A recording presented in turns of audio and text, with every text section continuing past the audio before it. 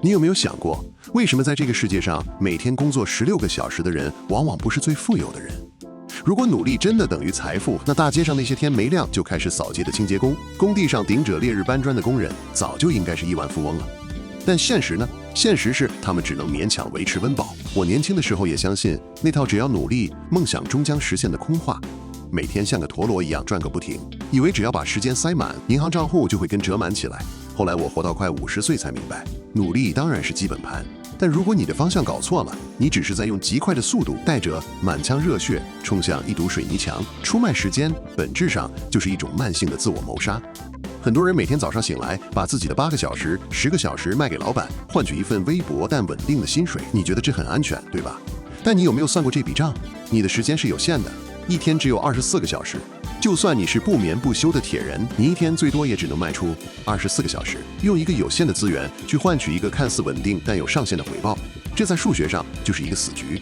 你永遠不可能靠出賣時間來獲得真正的財富。納瓦爾說過一句很殘忍但極度真實的話：如果你還在按部就班地拿着一份時薪，那你就只能處在貧窮的邊緣，因為當你停止工作的那一秒，你的收入就歸零了。你生病了，你想去旅行，你想在家陪陪家人，只要你沒有出現在崗位上，你的財富機器就停摆了。這不叫工作，這叫用生命在抵押貸款。真正的致富不是靠努力的長度，而是靠努力的斜率。也就是說，你必須尋找一種方式，讓你的每一分努力都能在未來產生複利效应。現代社會最可怕的迷思就是把忙碌當成一種榮譽勳章。每當有人問你最近怎麼樣，你是不是習慣性的回答我很忙，仿佛如果不忙，你就失去了存在的價值。老實說，這只是你在用身體的勤奮來掩蓋大腦的懶惰。你不敢停下来思考，因為一旦停下來，你就會發現自己過去幾年的忙碌根本沒有累積下任何資產。你只是在西西弗斯的巨石下一遍又一遍地重複無效的勞動。我們要打破的第一個幻想就是，不要再相信那種只要拼命加班就能翻身的鬼話。如果你的收入和你的時間綁定在一起，你這輩子都只是個高級奴隸。在我們深入探討納瓦爾的致富算法之前，我必須先帶你看看這個人是怎麼來的。很多人一聽到金股投資大佬、科技新貴，就直覺地以為這又是個含着金湯匙出生的幸運兒。但我必須告訴你，納瓦爾的起點可能比我們在座的大多數人都要低得多。1974年，納瓦爾出生在印度新德里一個極度普通的家庭。9歲那年，他跟哲母親和弟弟卡茂移民到了美國紐約。他的父親在印度原本是個體面的藥劑師，但到了美國，因為学歷和證照不被承認，只能在一家不起眼的五金店当個打雜的店員。最後，父母因為巨大的生活壓力而分居。納瓦爾的母親獨自帶着2個年幼的孩子，在紐約皇後區一個混亂又貧困的街區扎根。在那個年代的皇後區，治安差得像個戰場。納瓦爾的母親為了維持生計，每天要打好幾份工，晚上還要拖着疲憊的身體去上夜校。這意味着納瓦爾和他的弟弟变成了典型的钥匙兒童。放學後，他們没有父母的陪伴，没有昂貴的才藝班，周圍的街區到處充斥着毒品、幫派與暴力。幸好，納瓦爾的母親做了一個無心插柳但改變了他一生的決定。因為擔心孩子在街上變壞或遇到危險，母親每天放學後都嚴格命令他們直接去當地的公共圖書館待着，直到圖書館晚上關門。於是，那間破舊、充滿霉味的皇後區公共圖書館變成了納瓦爾的托兒所，也是他的避難所。納瓦爾後來回憶說，那座圖書館就是他的生命救生圈。在那些孤獨、恐懼、不知道未來在哪裡的下午，他唯一的真朋友就是書架上那些形形色色的書籍。他像個餓了幾天的人一樣，抓到什麼就讀什麼。從熱血的連環漫畫、撲朔迷離的推理小說，到天馬行空的科幻故事，再到枯燥無味的歷史與經濟學，這些看似雜亂無章的閱讀，在無形中為納瓦爾的心智搭建起了一套無比強大的鷹架。他發現，書本是一個完全不需要門檻的智慧通道，只要你願意讀，人類幾千年來最聰明的大腦就會毫無保留地把他們的思考成果奉獻給你。靠着讀書開展出來的強大認知，納瓦爾在沒有任何家庭背景和經濟支持的情況下，硬是憑實力考進了紐約最頂尖的公立慈實高中——史代文森高中。這個學校是無數寒門學子改變命運的起點。在那裡，他拿到了通往精英階層的門票。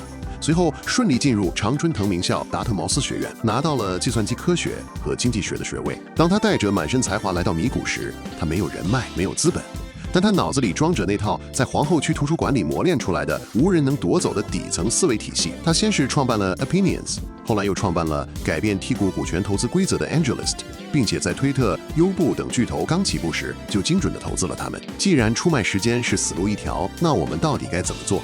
納瓦爾給出了一套極具革命性的解法。這套解法有2個核心支柱撐起，第一個是獨特專長，第二個是槓桿。我們先聊聊什麼是獨特專長。很多家長或老師都會跟你說，孩子啊，你要去看看現在市場上什麼科系最熱門，去學那個以後才能賺大錢。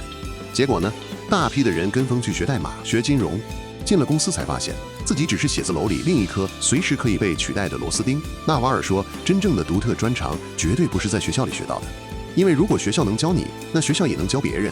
這意味着它是一門可以被標準化、規模化傳授的技能。只要它是標準化的，市场就能隨時找到更便宜的勞動力來替代你。獨特專長是你在成長過程中基於你獨特的好奇心、熱情和天賦自然而然長出來的能力。它就像你靈魂的指紋一樣，是獨一無二的。老頭，我活了這把年紀，看過太多人試圖去模仿別人的成功，但我要告訴你，模仿只會讓你陷入內耗的泥潭。納瓦爾有一句話：直擊本質，借由真實性逃避競爭。當你在做最真實的自己時，這世界上就沒有人能跟你競爭，因為沒有人能比你更擅長做你自己。你怎麼知道你的獨特專長是什麼？很簡單，在你看來是玩耍、是消遣的事兒，在別人眼裡卻是工作、是負擔。比如，有些人天生就對複雜的數字有極高的敏感度，拆解財務報表對他來說像在玩數独遊戲；有些人天生擅長說故事，和陌生人聊天就像呼吸一樣自然。如果你做一件事完全不需要別人逼你，你自己就能沉浸其中，樂此不疲。那這件事的背後就藏着你的獨特專長。但光有专長還不夠，你很有才華，你很懂音樂，你寫的一手好文章。但如果你只是默默地在房間裡自嗨，你依然無法致富。你必須把你的獨特專長裝上一個無比強大的放大器。這就是槓桿。在這個時代，槓桿決定了你財富的上限。納瓦爾把槓桿分成了3種。第一種是勞動力槓桿，也就是讓別人為你工作，這是人類歷史上最古老的槓桿。但老實說，這也是最差的一種。你要管理員工，要處理人際糾紛，要面對勞資衝突，這會消耗你大量的精力和心智，極度難以管理。第二種是資本槓桿，也就是用錢生錢，這是上個世紀最主流的財富放大器。但資本是有門檻的，你得先有第一桶金，或者你得說服那些手裡有錢的人把錢投給你。對於一個普通人來說，這條路非常難走。所以，现代人真正應該抓住的是第3種槓桿——代碼與媒體。納瓦爾把這稱為無需授權的槓桿。這簡真是人類歷史上最偉大的發明。在過去，你想出一本書，你需要出版社點頭；你想拍一部影片，你需要電視台批准；你想賣一個軟體，你需要昂貴的伺服器和銷售團隊。但今天呢？你只需要一台電腦、一根網路線。你寫了一段代碼，它在背景默默運行，不需要你每天盯着它。你拍了一支影片，它被上傳到網路上。當你在睡覺，在海灘上喝可樂時，世界上可能正有幾萬人在觀看它，為你帶來廣告收益。這些產品的邊際複製成本為0，也就是說，你創造它只需要花費1次的心力，但它卻可以被免費複製無限次，在全世界傳播。最棒的是，你不需要任何人的許可，你不需要向老闆請示，不需要求投資人賞臉，不需要任何人批准。只要你敢寫、敢拍、敢創造，你就能立刻擁有這個時代最強大的槓桿。現在，你已經找到了你的獨特專長，你也學會了使用代碼和媒體這類無需授權的槓桿。但這時候，一個致命的問題來了。如果你的方向搞錯了，你的槓桿越大，你只會死得越快。當你開着一輛裝有火箭引擎的賽車時，如果你把方向盤往懸崖方向轉，火箭引擎只會加速你的死亡。這就是為什麼在現代社會，特別是在高槓桿的時代，判斷力成為了最值錢也是最重要的技能。納瓦爾對判斷力有一個很深刻的定義，他說，智慧就是知道你行為的長期後果，而判斷力就是將智慧應用於外部問題。很多年輕人經常抱怨說，為什麼我們老闆每天坐在辦公室裡喝茶、開會，偶爾簽個字，1個月就能拿幾百萬，而我每天加班到深夜，累得像條狗，卻只能拿幾萬塊？這世界也太不公平了吧！我年輕的時候也這麼抱怨過，但當我自己開始創業，開始承擔責任之後，我才明白這其中的邏輯。在一個擁有高槓桿的企業裡，一個基層員工如果做錯了一個決定，頂多浪費幾百塊的材料費，或者花幾個小時重做。但如果老闆在戰略方向上做錯了一個決定，公司可能在一夜之間破產，幾百個人因此失業，幾千萬的投資化為烏有。老闆拿那麼多錢，不是因為他付出的體力多，而是因為他付出了極度稀缺的判斷力，並且他承擔了極大的責任。這就是納瓦爾強調的另一個觀念：責任。你必須以自己的名義去冒險，去承擔失敗的風險。如果你只是躲在公司的羽翼下，做一個不用承擔 any 後果的執行者，那你永遠不可能分到最豐厚的那塊蛋糕。只有當你站出來，用你自己的名字作為擔保，說這個決定是我做的，如果失敗了我來扛，你才能在成功時心安理得地拿走最大的回報。在槓桿時代，我們不再是農耕社会裡那些靠出賣體力來記仇的農夫，我們更像是戰場上的将軍，或者在懸崖邊行走的領路人。你做对一次決定的價值，可能勝過你搬10000次磚。這也是為什麼我們要努力讀書、思考、冥想，去理清我們大腦中的各種認知偏差。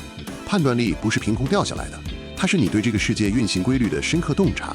一個擁有極強判斷力的人，即使把他丟到一個完全陌生的領域，他也能迅速看清底層邏輯，做出正確的抉擇。賺錢本質上不是一場靠體力拼殺的戰爭，而是一場比拼認知和判斷力的智力遊戲。當你用你的獨特專長做地基，用無需授權的槓桿做支柱，再用無懈可擊的判斷力做指南針，財富的來臨只是一個時間問題。好了，聽到這裡，你是不是覺得自己已經拿到了人生的終極通關密碼？你腦子裡是不是已經開始幻想，當你用獨特專長和高槓桿賺到了幾千萬、幾個億，躺在海灘上曬太陽，開着豪車招搖過市的畫面了？老頭，我不得不對着你頭上澆一桶冰水，把你從這個美夢裡澆醒。納瓦爾哲學最牛的地方就在於，它不是一個俗氣的財富傳教士。在他把致富的底層算法講透之後，他突然來了一個180度的哲學大反轉。他說，金錢可以解決你所有的金錢問題，但它解決不了你的人生的本質問題。我見過太多有錢人，他們銀行賬戶裡的數字多到幾輩子都花不完，但他們活得比誰都焦慮，比誰都空虛。每天晚上要靠安眠藥才能入睡，一睜開眼就陷入對失去財富的恐懼，或者陷入更深的人際懷疑中。這叫成功嗎？這只不過是從一個低級的物質監獄搬進了一個高級的精神監獄。如果你以為只要有了錢，你就能自動獲得幸福和快樂，那你注定會失望，因為快樂和財富根本是兩碼事。這裡我們必須重新定義一個被所有人誤解的概念：退休。在大多數人的認知裡，退休就是熬到60歲，拿到一筆退休金，然後在家帶孫子、種花養魚，或者賺夠了一筆天文數字，宣告財務自由，從此什麼都不幹。納瓦爾說，這簡直是對生命的浪費。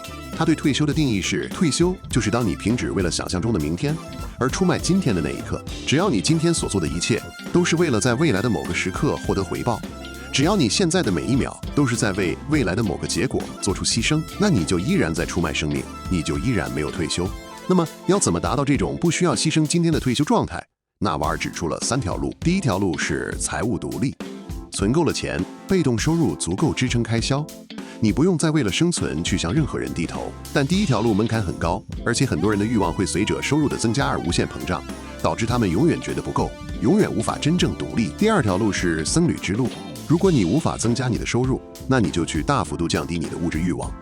當你的慾望低到極致，你每個月只需要花幾千塊就能過得無比滿足時，你其實也已經財務獨立了。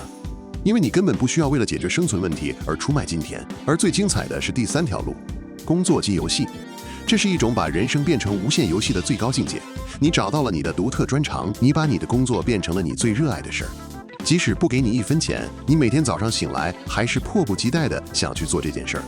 這時候，你的工作不再是痛苦的自我犧牲，而是你靈魂的自我延伸。你一邊在玩耍，一邊在創造價值，一邊在順便賺錢。在這條路上，你從第一天起就已經退休了，因為你沒有犧牲任何一個今天。回想一下我自己的前半生，我曾經瘋狂地追逐過那些世俗的標籤，以為換大房子、買名牌表就能填補內心的空虛。後來我發現，那只是一個又一個新慾望的無底洞了。這就引出了納瓦爾最震撼人心的一句話：慾望是你與自己簽訂的契約，約定在得到你想要的東西之前，你都要保持不快樂。每當你對自己說，如果我能升職就好了，如果我能買下那輛車就好了，你其實是在對自己進行催眠，讓自己在此时此刻保持痛苦。你用一個虚無縹緲的未來幻想，綁架了你當下唯一擁建立的真實存在。你為自己套上了一副又一副沉重的枷鎖，然後抱怨自己為什麼活得這麼累。撕毀這些合約吧。當你明白財富的極限，當你不再用慾望去拷問你的當下，你才真正開始走上解脫之路。如果財富無法帶給我們快樂，那快樂到底從哪裡來？納瓦爾給出了一個非常反直覺但極具禪宗智慧的答案。他說，快樂不是你獲得了什麼，快樂是你遺成了什麼。不對，快樂是你移除了什麼。很多人以為快樂是一種主動追求的加法，我要更多的掌聲，更多的愛，更多的感官刺激。但事實上，快樂是個減法。當你移除了对外在事物的強烈渴望，移除了腦海中對過去的後悔，移除了对未來的焦慮，移除了那片喋喋不休的精神雜音，剩下的那個狀態就是快樂。快樂是我們靈魂的預設狀態。你看剛出生不久的嬰兒，只要他們吃飽了、睡夠了，他們就會自然的笑。对着一片落葉、一個泡泡都能高興半天呢。他們沒有去上過任何快樂大師的課程，因為快樂本來就裝在他們的出廠設置裡。是我們在成長的過程中塞進了太多關於攀比、面子、焦慮的病毒程式，把我們本來的快樂軟體給鎖死了。所以修行不是去尋找快樂，而是去清理我們內心的病毒。納瓦爾強調，快樂絕對不是天生的運氣，也不是隨機的恩賜。快樂是一門技能，就像健身可以練出肌肉，控制飲食可以保持身材一樣，快樂也是可以通過後天的練習來掌握的技能。如果你每天花3個小時去健身房鍛鍊身體，卻不肯花10分鐘去鍛鍊你的心智，那你怎麼可能擁有一個平靜的靈魂？而老頭，我總結了納瓦爾哲學中最實用的幾個快樂修煉心法，這也是我這幾年受用無窮的底層習慣。第一，學會專注在當下。你腦子裡的痛苦有99%都來自於時間的錯位。你為昨天說錯的話感到丟臉，這是後悔；你為明天要開的會議感到緊張，這是焦慮。可是你唯一能真正觸碰到的，只有此時此刻。當你在吃飯時，就好好感受食物的滋味；當你在走路時，就好好感受腳掌貼近地面的踏實。把漂泊的心拉回當下，焦慮自然就會煙消雲散。第二，減少與自我的精神對話。我們每個人腦子裡都有一個喋喋不休的隱形人，整天在耳邊評判別人，抱怨環境，挑剔自己。這個隱形人就是你痛苦的源頭。試着去當一個旁觀者，靜靜地看着這個隱形人在大吵大鬧，但不要被他帶走。當你學會和自己的思維保持距離，你腦海中的雜音就會慢慢沉澱下來。第三，理解平靜與快樂的辯證關係。納瓦爾說，快樂是動態的平靜，而平靜是靜態的快樂。當你情緒高昂，哈哈大笑時，那是快樂；當你坐在陽台上，安靜地看着夕陽，內心不起一絲波瀾時，那是平靜。在這個資訊爆炸、喧囂嘈雜的時代，內心的平靜才是比黃金還要珍貴的終極奢侈品。說到底，這輩子你唯一擁有的資產，其實就是你這具皮囊，以及你感知這個世界的心智。你投資股票、投資房產、投資事業，這都很好。但如果你忘了投資你自己的內心，那你所做的一切都只是在為一個荒蕪的靈魂粉刷牆壁。這支影片是我把這幾年對納瓦爾思想的觀察壓縮成這半個小時送給你。如果你聽懂了，那現在就動手去撕毀那些你和自己簽下的痛苦契約吧。你現在腦海裡是不是正浮現出某個你一直放不下的執念？你準備好放手了嗎？在評論區留下你的想法，讓我們一起聊聊。這裡是老頭子的人生觀測站。如果你覺得今天這番話對你有一點點啟發，記得訂閱、按讚、分享給那個整天忙得喘不過氣來的朋友。我們下期見。